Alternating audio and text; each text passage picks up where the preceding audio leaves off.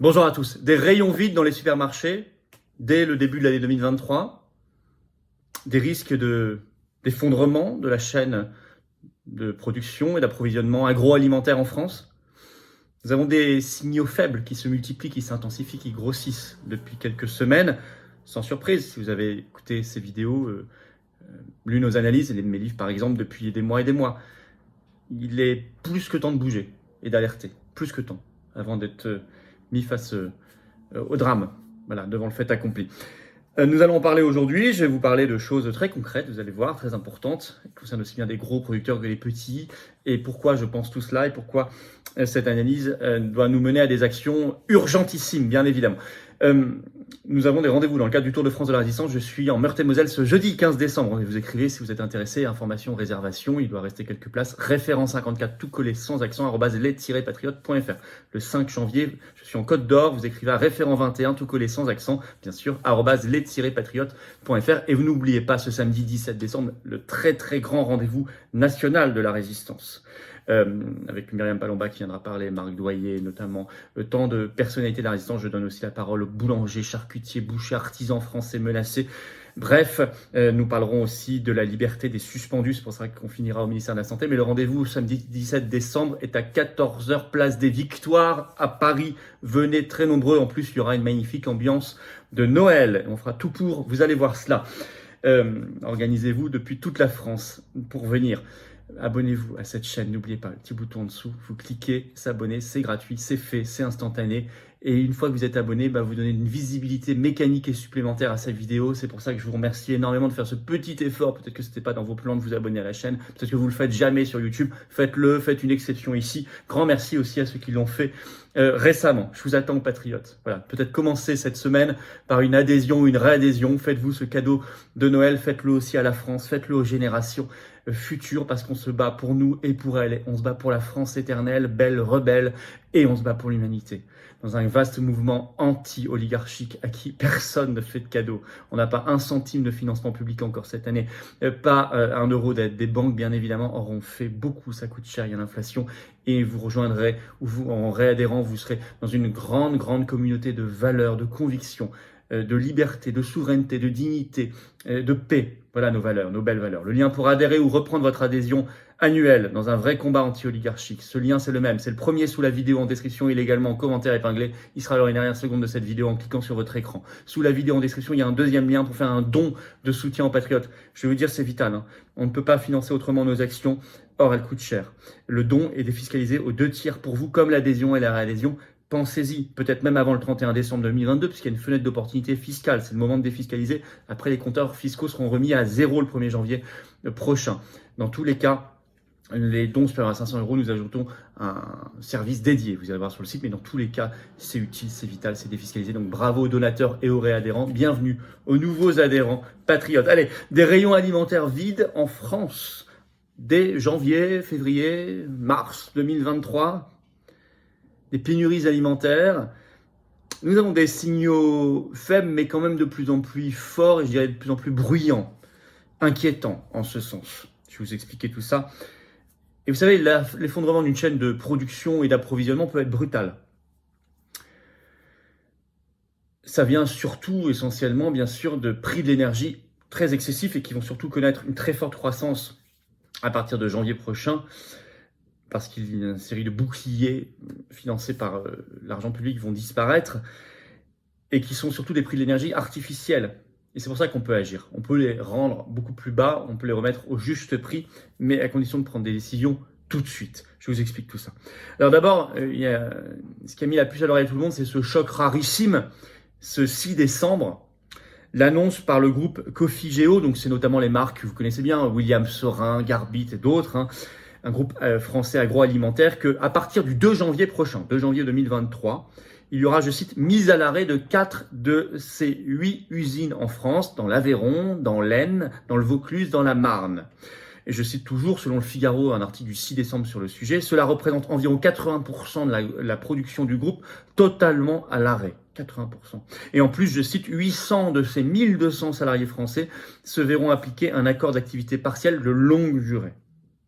La raison, Ils ne s'en cachent pas. Dans un communiqué publié par le groupe, ils expliquent, c'est, je cite, une hausse spectaculaire des coûts de l'énergie, notamment gaz et électricité nécessaires à la cuisson, à la stérilisation des plats et des recettes cuisinées, qui seront multipliés par 10 dès le début de l'année 2023. Là, je cite le communiqué. C'est-à-dire, en effet, la note énergétique pour le groupe passera du jour au lendemain de 4 millions d'euros à 40 millions d'euros, ce qui n'est pas tenable.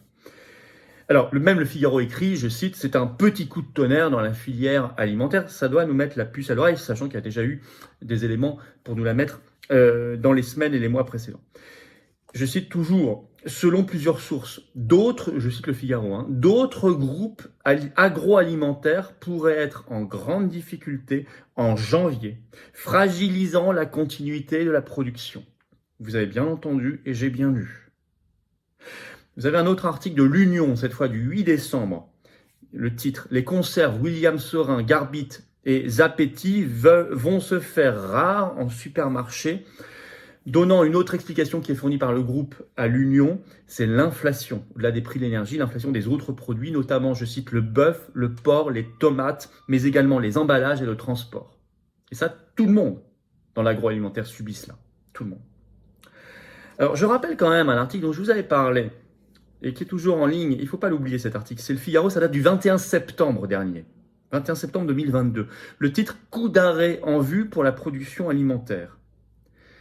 Il citait notamment Dominique Chargé, qui est le président de la coopération agricole qui regroupe 40% de l'agro-industrielle française, et qui disait dans cet article « Le mur est infranchissable », je cite.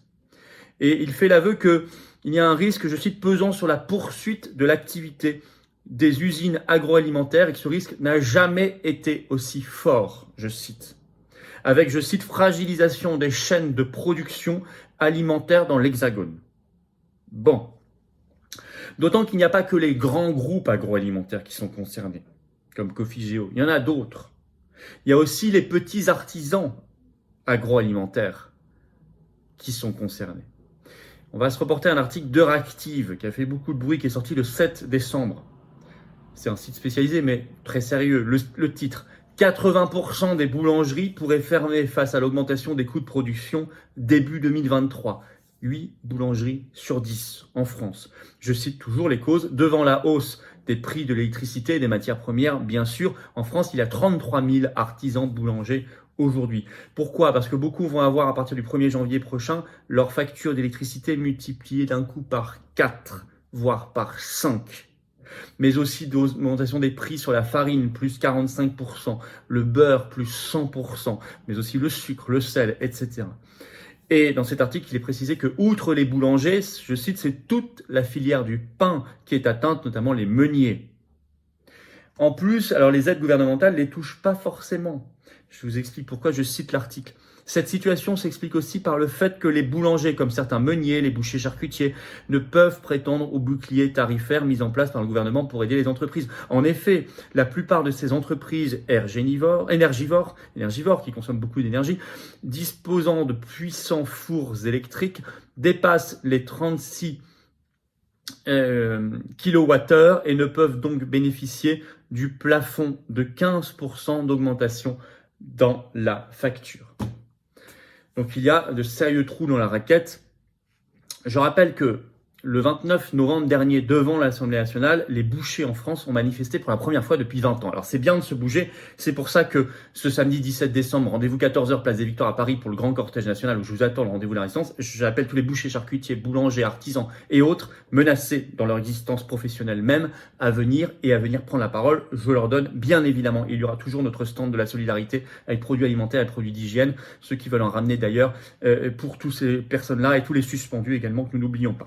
Je ferme cette parenthèse. Au Royaume-Uni, il y a un aveu. La situation est la même, c'est juste qu'au Royaume-Uni, ils disent les choses plus que chez nous. Je cite un article en France de la Charente Libre du 6 décembre, le titre « Royaume-Uni, les agriculteurs pointent un risque de crise d'approvisionnement alimentaire ». Avec les mêmes causes qu'en France, je cite.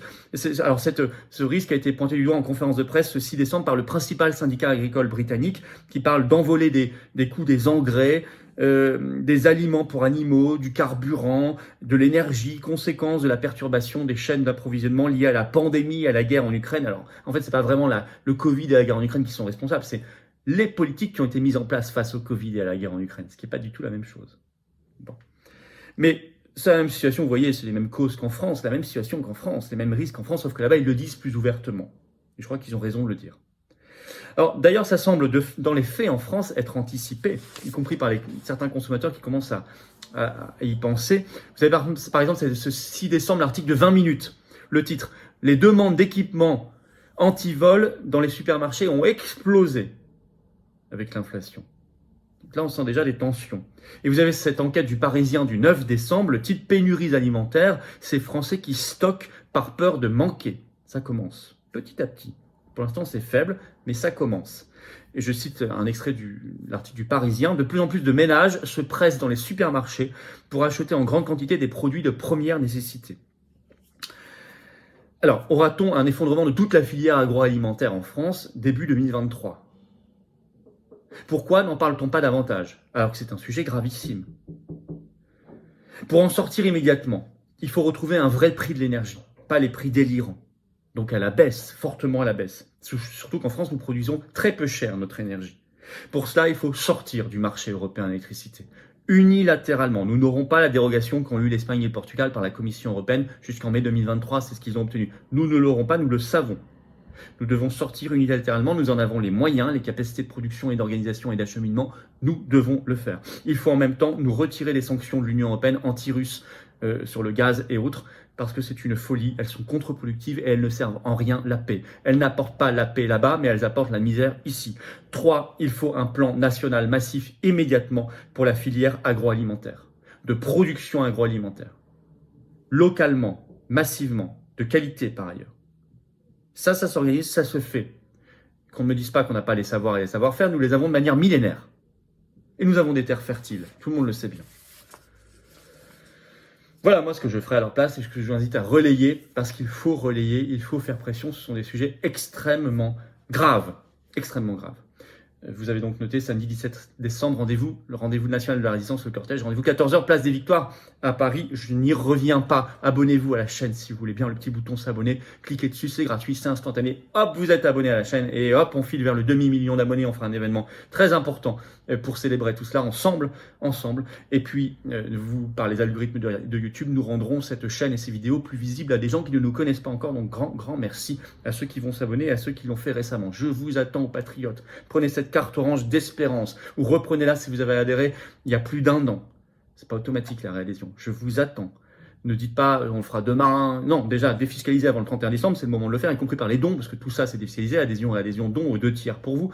Mais en plus, faut pas remettre à demain. Les combats, ils sont menés maintenant. Ils sont menés pour nous, nos enfants, nos petits-enfants. Outre-mer, en métropole, à l'étranger, partout on est présent. Partout vous serez mis en relation avec des gens qui pensent comme vous quand vous êtes adhérent ou réadhérent. Et c'est quand même bien de sortir de la solitude ou de ce sentiment d'isolement. Le lien pour adhérer ou réadhérer aux Patriotes, c'est le premier sous la vidéo en description. Vous le trouverez également en commentaire épinglé dans quelques secondes en cliquant directement sur votre écran. Sous la vidéo en description, le 2e lien est pour faire un don de soutien aux Patriotes. Oui, un don, parce qu'on n'a pas un centime de financement public cette année, je vous l'ai dit et redit, mais il faut bien le comprendre. Or, on fait des manifs, des événements, des actions, des tracts, des affiches, tout ce que vous voulez, ça coûte une fortune, de plus en plus cher. Ceux qui ont les moyens, faites selon vos capacités. Bravo aux donateurs et aux réadhérents, bienvenue aux nouveaux adhérents patriotes et vive la France.